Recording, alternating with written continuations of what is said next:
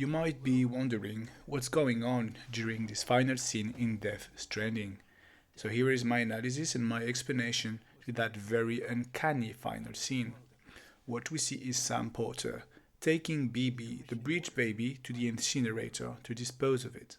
First, let me remind you what a BB is. A BB is a baby that has gestated inside a still mother. That is to say, a mother who is dead but artificially kept alive so that the baby can grow inside her. Then this baby is taken out of the womb at 28 weeks, therefore before its birth. And there we have a baby that has developed inside a dead mother and that is not technically born. It is consequently neither alive nor dead. The baby is the bridge between the two realms, that of the living and that of the dead. It has no place in either of those and exists in what is called the seam, the dimension or the space-time between the two worlds. That is why BBs can see BTs as much as they can see people that are alive. Now, Porter is going to the incinerator and will face two choices: cremate BB or take it out of the pod. As Deadman told him earlier, burning it is procedure. However, by taking it out of the pod, there is a slight chance that it survives.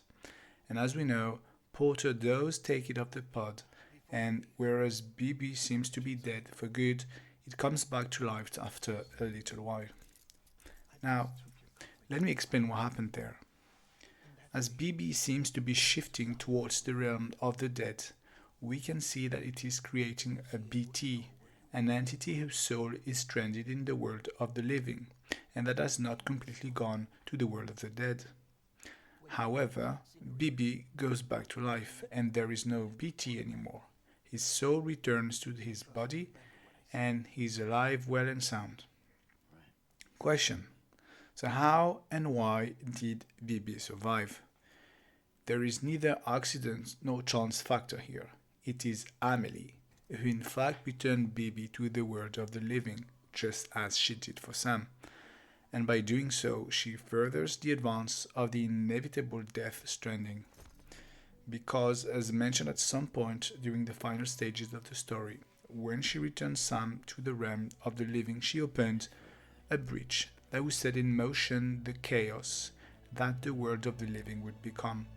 A world in which some would not leave even after they die, that is to say the BTs, and also the repatriates, those who are deathless like Sam Porter and of course like BB2 now.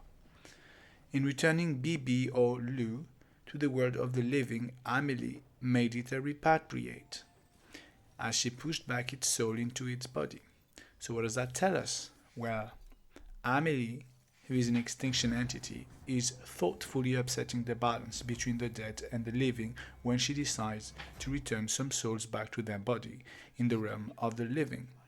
It does not seem that she's done it too many times, and as far as we know, she at least did it twice, once for Sam and once for Lou or BB, which as a consequence broke the seal and made the world all the more miserable with BTs roaming around.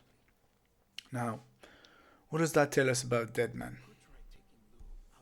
Well, Deadman is the actual heroic figure in the story, and let me tell you why. Deadman, when he knows that what he says is being recorded, insists very clearly that BBs are items. They are pieces of equipment and that you should not get attached to it. That is what he says, and we can also see him carelessly holding and shaking BB, just like you would care for a bottle of water. But that is not how he feels. He is merely role-playing not to get attention and avoid suspicion from the board of the UCA.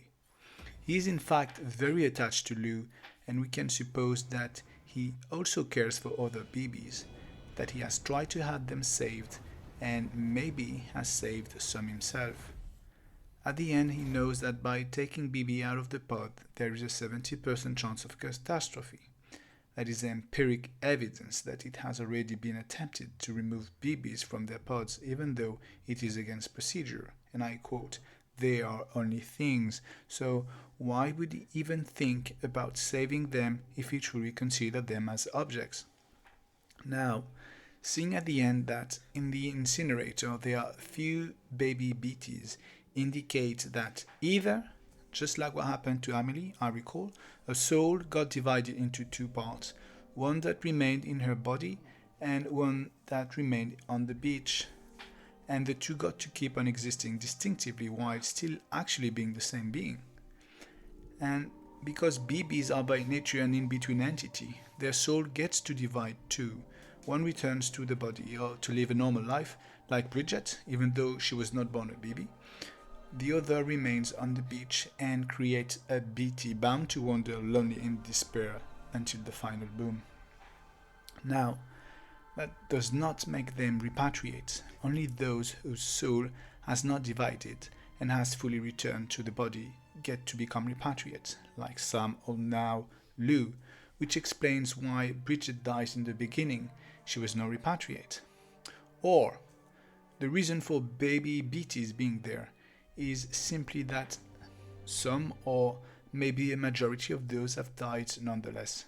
They were not saved by Amelie, and because they were technically never completely alive, their soul is incapable to fully enter the realm of the dead, and so they are doomed to become BTs. Last question. Why aren't Sam and Louis affected by the rain? As Sam said at some point, he feels dead inside. After revealing about his family tragedy at some point, we think that he feels like he's dead because he had lost both his wife and child and does not see life as being meaningful anymore. But although this is surely true, he also feels dead because he has already died. He is a repatriate after all, and unlike normal human being, his very cells are probably made of chiral matter itself. As a matter of fact, every time you die in the game and repatriate, Sam expulses some chiral matter as he throws up, and moreover, his blood is used to create ammunitions that connect with BTs, which leads us to the conclusion that only repatriates are left unafflicted by the rain as they have become chiral matter themselves.